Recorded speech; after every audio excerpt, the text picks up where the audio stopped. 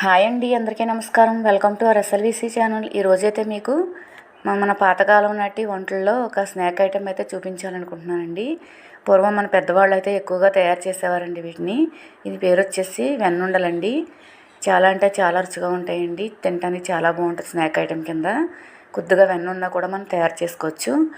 ఇప్పుడు వచ్చేది కృష్ణాష్టమి కూడా కదండి, మనం దేవుడికి నైవేద్యం కింద కూడా చేసుకుని పెట్టుకోవచ్చండి. ఇవి చాలా బాగుంటాయి. తయారీ విధానం చూపిస్తాను మీకు. ముందుగా అయితే ఒక గిన్నెలోకి 3 కప్పులు బియ్యం పిండి అయితే తీసుకున్నానండి, మెత్తటి పిండి. ఇది నేను కడిగి ఆరబెట్టుకుని మెత్తగా పిండి పట్టించుకున్నానండి. దాంట్లో కొద్దిగా సాల్ట్ వేసుకున్నాను. ఒక్కొక్క కప్పుకి 3 స్పూన్ల చొప్పున వెన్న అయితే వేసుకున్నానండి. నేను కొంచెం ఎక్కువగానే వేసుకోవచ్చు, నేను కొద్దిగా వేసానండి. ఒక కప్పుకి 3 స్పూన్ల చొప్పున.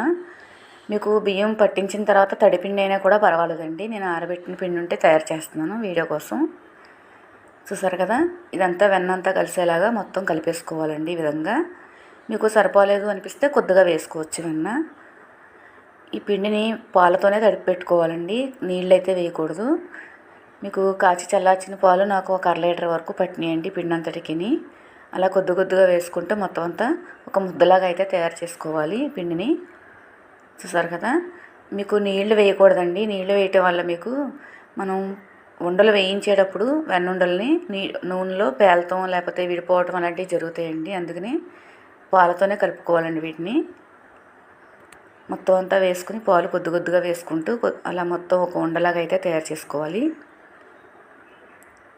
ముందుగా అయితే మా ఎస్ఎల్విసి ఛానల్లో వచ్చే వీడియోలు మీకు నచ్చినట్టయితే తప్పకుండా లైక్ చేయండి, షేర్ చేయండి, సబ్స్క్రైబ్ చేసుకోండి.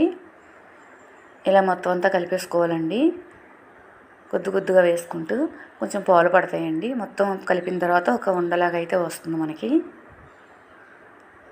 చూసారు కదా, మీకు వెన్న సరిపోలేదు అనిపిస్తే కొద్దిగా వెన్న కూడా వేసుకోవచ్చు కలిపేటప్పుడు. మనకి చేతికి జిడ్డుగా అనిపిస్తుందండి ఉండలు చేసినప్పుడు. అలా వస్తే వెన్న సరిపోయినట్లు లెక్కేనండి. నేను చూపిస్తాను మీకు. చూసారు కదా, పిండి అంతటిని ఇలా కలిపేసుకుని చేతితో ఒకసారి ప్రెస్ చేసి చూద్దాం మెత్తగా ఉందో లేదో పిండి. అలా వస్తే చాలండి మనకి. ఈ ముద్దంతా డ్రై అవ్వకుండా ఒక క్లాత్ అయితే వేసుకుని పక్కన పెట్టేసుకుంటున్నాను నేను. దీంట్లోంచి కొంచెంగా తీసుకుంటూ మనం ఉండలు అయితే తయారు చేసుకుందాం. ఈ ప్రాసెస్ అయితే కొంచెం కష్టమేనండి. ఉండలు తయారు చేయడం టైం పడుతుంది. ఒక 2-3 ఉంటే తొందరగా అయిపోతుందండి తయారు చేయడానికి. దీన్ని కొంచెంగా తీసుకుంటూ ఉండనిలాగా అలా పొడవుగా సన్నగా చేసుకుని అన్నీ ఒకే పీసెస్ కింద కట్ చేసుకోవాలండి సమానంగా. అప్పుడు ఉండలు తయారు చేసుకుంటానికి మనకు సులువుగా ఉంటుంది. చూపించిన విధంగా అన్నీ ఒకేసారి కట్ చేసుకుని పెట్టుకునేలాగా ఆ ఉండంతా అయిపోయే వరకు మొత్తం అన్నీ కట్ చేసి పెట్టుకుని తర్వాత ఉండలు అయితే తయారు చేద్దామండి. మీకు అన్నీ సమానంగా వస్తే ఇలా చేసుకోవటం వల్ల ఈజీగా. చూసారు కదా, వీటన్నిటిని ఇలా చేసి పెట్టేసుకుంటాను నేను. ఇప్పుడైతే ఉండలు తయారు చేద్దామండి. ఒక్కొక్క ముక్క తీసుకుని ఇలాగా చిన్నగా ఉండలు చుట్టేసుకుని ఒక గిన్నెలో అయితే వేసుకుందాం. ఇప్పుడు మీకు చేతికి కొంచెం మనకి జిడ్డుగా అనిపిస్తుంది కదా, ఇప్పుడు వెన్న సరిపోయినట్టు మనకు అర్థం అండి. సరిపోకపోతే అలా రాదండి చేతికి. మొత్తం అంతా చేసేసుకుని పక్కన పెట్టేసుకుందాం.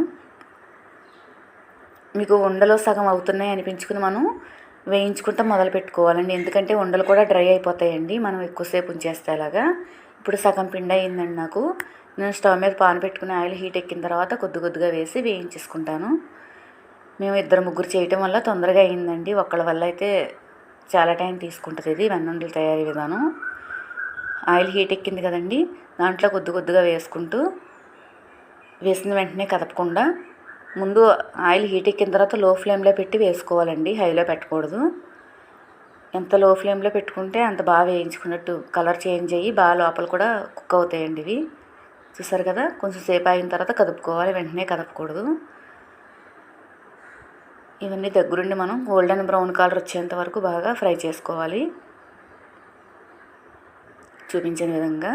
ఇప్పుడు సగం ఫ్రై అయినాయండి. ఇప్పుడు మొత్తం కలర్ చేంజ్ అయింది కదా, మనం నోట్లో వేసుకుంటే కొంచెం గుల్లగా క్రిస్పీగా వస్తాయండి. చూసుకుంటే తెలుస్తుంది మీకు. మామూలుగా పాకంలో వేయకుండా ఉత్తియే తినేయచ్చండి, చాలా కమ్మగా ఉంటాయి ఇవి, వెన్న వాసన వస్తా. చూసారు కదా, వీటన్నిటిని మొత్తం అన్నీ ఇలా ఫ్రై చేసేసుకొని కొద్దిగా గిన్నెలాగా అయితే తీసేసుకుంటున్నానండి. మొత్తం అన్నిటిని అన్నీ అయిపోయినాయండి.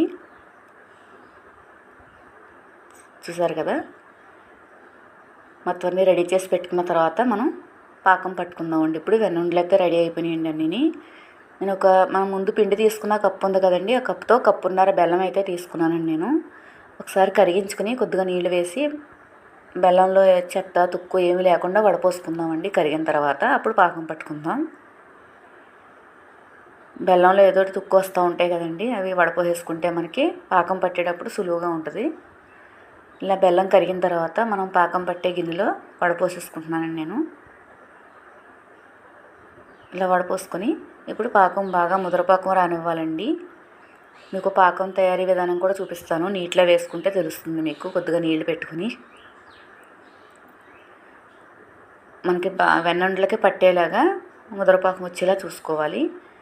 చూసారు కదా, ఇలా తిప్పుకుంటూ ఉంటుంది. మొత్తం కొద్దిగా నీళ్లు తీసుకుని మనం గిన్నెలో కొద్దిగా పాకం అయితే వేసుకుని చూసుకుంటే మీకు తెలుస్తుందండి.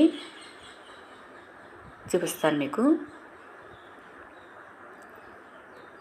పాకం ముదిరిన తర్వాత మనకి నీటిలో కొద్దిగా తీసివేసుకుని అది ఎటు కదలకుండా ఒక చోటే ఉండి చేతితో తీస్తే మీకు ఉండలాగా వస్తుందంటే కనుక పాకం రెడీ అయిపోయినట్టేనండి. చూసారు కదా, ఉండైతే వస్తుంది కదా ఇప్పుడు మీకు చేతితోటి. ఇప్పుడు కొంచెం సేపు ఆగి మనం వెంటనే వెన్నుండలు వేసేసుకోవచ్చండి. దాంట్లో కొద్దిగా యాలకుల పొడి వేసాను నేను. ఒకసారి కలుపుకొని ముందుగా మనం రెడీ చేసి పెట్టుకుని వెన్నుండలు తీసుకొచ్చి దీంట్లో వేసుకునండి. మొత్తం అంతా బెల్లం పాకంలో కలిసేలాగా పైకి కిందికి కలిపేసుకోవాలి ఈ విధంగా. ఇప్పుడు స్టవ్ ఆఫ్ చేసేసుకుని మనం ఒక ఫ్యాన్ కింద పెట్టుకుని చల్లార్చుకుంటే మీకు గట్టిగా అయిపోయి ఉండలన్నీ పొడి పొడిగా వస్తాయండి. పాకం అంతా పట్టేసిందండి వీటికి. ఇవైతే చాలా రుచిగా ఉంటాయండి. అసలు పిల్లల నుంచి పెద్దవాళ్ళ వరకు కూడా చాలా ఇష్టంగా తింటారు ఈ విధంగా చేసుకుంటే. మన ఇంట్లో వచ్చిన వెన్నతో కొద్దిగా వెన్నతో అయినా కూడా రెడీ చేసుకోవచ్చండి. ఇప్పుడు వచ్చేది కృష్ణాష్టమి కదండి, భగవంతుడికి నైవేద్యంగా కూడా పెట్టుకోవచ్చు. ఇవి చాలా అంటే చాలా బాగుంటాయి. చూసారు కదా, వెన్నుండలు అయితే రెడీ అయిపోయాయండి. చూసారు కదా, ఎంతో మన పాతకాలం నాటి వంట అండి ఇది. మా వీడియో నచ్చినట్టయితే తప్పకుండా లైక్ చేయండి, షేర్ చేయండి, సబ్స్క్రైబ్ చేసుకోండి.